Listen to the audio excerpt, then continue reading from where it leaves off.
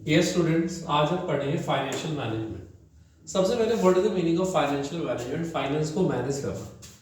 किसी भी कंपनी को जब कंपनी स्टार्ट होती है तो हम फाइनेंशियल मैनेजमेंट का मीनिंग क्या होगा?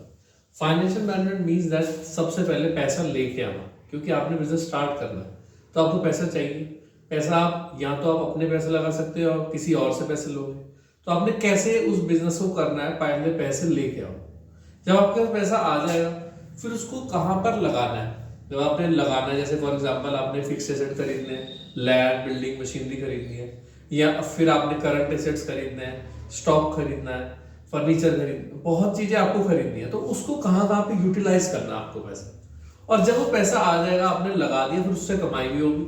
जब आप उसको कमाए हुए पैसे को फिर आपको उसको कैसे मेंटेन रखना है, या वो सरप्लस जो आपके पास जनरेट होता है तो उसको कैसे डिस्ट्रीब्यूट करना है, that is called financial management. तो आज हम पढ़ेंगे फाइनेंशियल मैनेजमेंट। देखो यही डेफिनेशन है, efficient acquisition of finance. Efficient का मतलब होता है कम से कम कॉस्ट में हम पैसे को लेके आए। लेके कैसे आ सकते हैं? देखो always we have two option, या फिर आप अपना पैसा लगा सकते हैं, योर ओन मनी, और या फिर आप बोरो कर सकते हैं। तो we have always two option. एक कहते हैं ओनर फंड, एक होता है बोरोअर फंड। ओनर फंड यानी कि आपका अपना पैसा, बोरोअर फंड यानी कि आपने पैसा बाहर से लिया। ओनर फंड में क्या होता है कि हम जैसे शेयर्स हैं, डिवेंचर शेयर्स होते हैं आपके पास, या रिटेन अर्निंग्स वगैरह, वो ओनर फंड टाइप में होता है।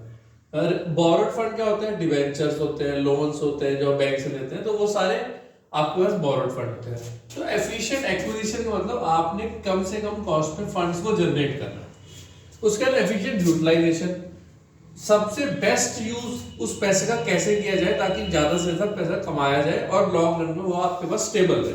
तो एफिशिएंट यूटिलाइजेशन, यूटिलाइज कैसे करना जो पैसा हमने लेके आए, लोगों से लिया।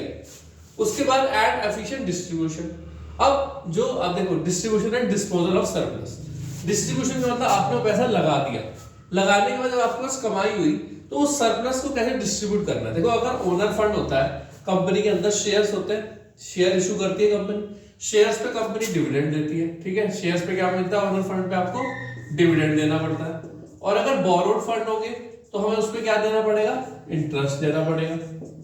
तो efficient distribution and disposal of surplus, surplus यानी कि जो प्रॉफिट जनरेट हो उसे कैसे डिस्ट्रीब्यूट करना है। अगर ओनर फंड है तो डिविडेंड की फॉर्म में डिस्ट्रीब्यूट करना पड़ेगा, अगर बोरोड फंड है तो इंटरेस्ट की फॉर्म में डिस्ट्रीब्यूट करना पड़ेगा। तो डिस्पोजल ऑफ सरप्लस और स्मूथ वर्किंग ऑफ कंपनी, ताकि आपकी कंपनी लॉन्ग टर्म के अंदर चलती रहे। तो this is called definition of financial management. पहले पैसा लेना, फिर लगाना, फिर कमाई जो हुई है उसे बांटना। तो that is called financial management.